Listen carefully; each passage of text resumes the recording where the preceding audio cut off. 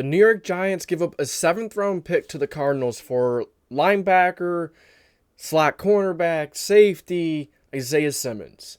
This man can do it all. And he can either make this trade look like it was one of the best the Giants have ever had or one of the worst that the Cardinals have ever made. So, Isaiah Simmons is one of the more impressive athletes in the NFL.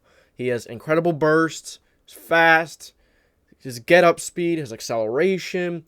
And, him coming out, my main worry was, it wasn't his talent. It wasn't what he can do. It's consistency.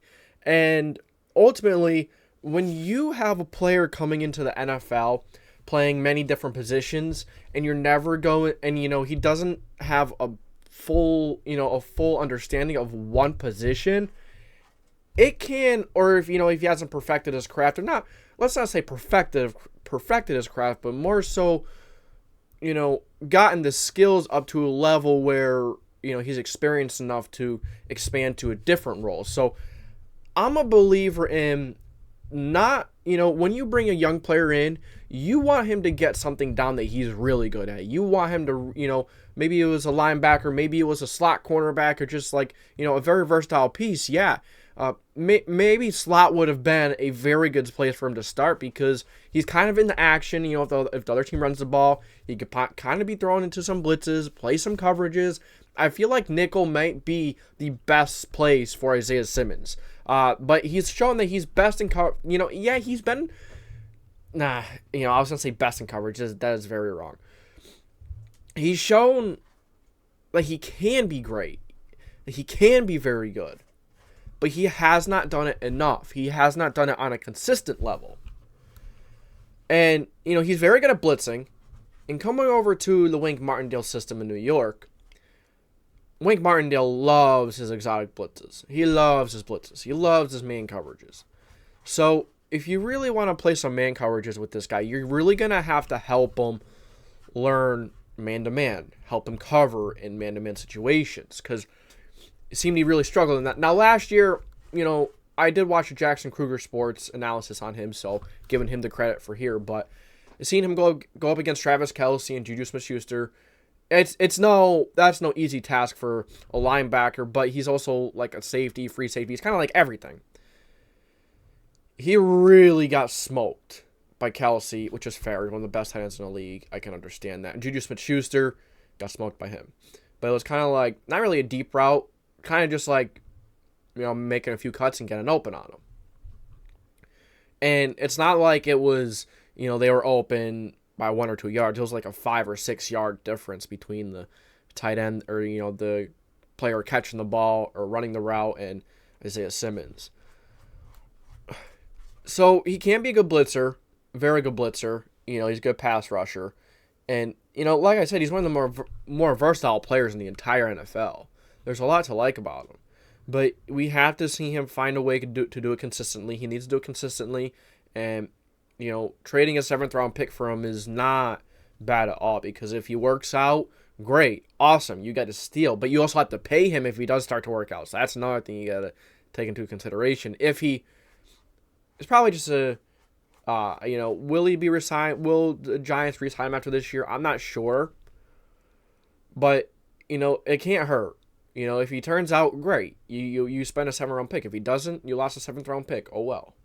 It's not like you're losing a 2nd or 3rd-round pick. You're taking a shot with a 7th-round pick, which is a player that was drafted 7th. I think it was like 7th overall a couple of years ago. I don't know if it was 7th or 10th or 11th. I don't remember where the Cardinals picked that year, but you're getting the chance for a 7th-round pick to take an athletic freak and turn him into a superstar. It's very possible. You just got to see him be consistent. And like I was saying earlier, I kind of wanted to see him come into the league and perfect one thing. Not necessarily perfect, but work on one skill and have something to rely on in case the others don't work. Because if you come into the league and you try to learn all these different things at the same time, you don't have one thing that you can rely on. You don't have one thing that you can fall back on, like linebacker, like safety maybe. I feel like he should learn nickel. I think he could really thrive in nickel in a box safety type role, which is basically linebacker. I don't know. See, he can be great at all. He's one of the most versatile defenders in the National Football League. You could probably line him up at defensive end and give him a shot there on obvious passing downs. He's not great in the run game. He's not great at stopping the run. You know, a lot of times he finds himself getting lost, struggles to get off blocks, struggles to get around blocks. But, I mean, for a 7th-round pick, you can't go wrong whether he plays well or he doesn't turn out at all. So I think it's a nice little move by the Giants here. Take a shot to really try and improve what they have there in defense. You know, they really need linebackers. Linebackers has been one of their bigger problems. So I'm assuming they're going to want him to play linebacker, maybe some slot.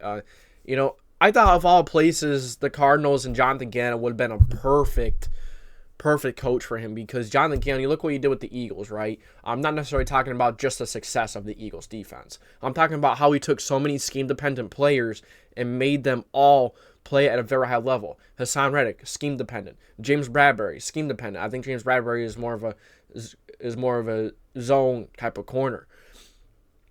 He took a lot of these players. Chauncey Gardner-Johnson, when he was on there, he was incredible.